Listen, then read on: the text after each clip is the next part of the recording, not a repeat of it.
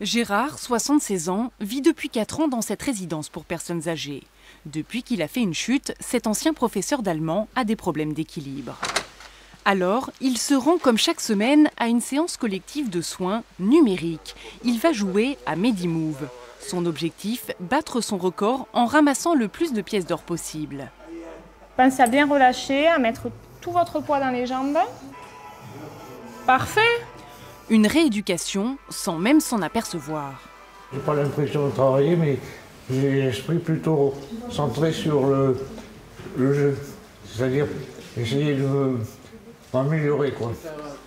Ce jeu est installé depuis 1 an et demi dans cet établissement et les résidents sont vite devenus accros. Le jeu avec les fleurs, il faut bouger. Ça sert pour l'équilibre, pour la vie quand on est âgé.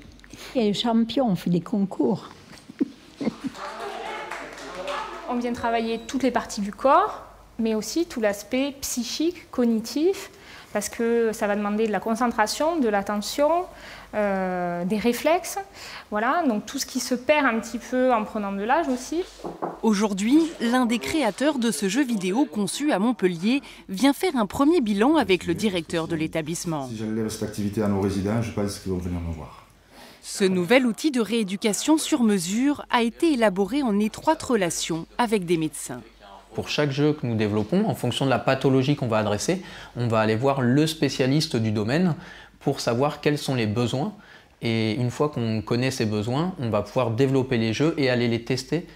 C'est ce qu'on appelle chez nous des méthodes centrées sur l'utilisateur. Et c'est ça qui fait que nos jeux répondent réellement à un besoin et fonctionnent une fois qu'ils sont dans les établissements de santé. Mis sur le marché il y a 2 ans, 60 établissements en France, dont la moitié en Occitanie, ont déjà adopté cette innovation.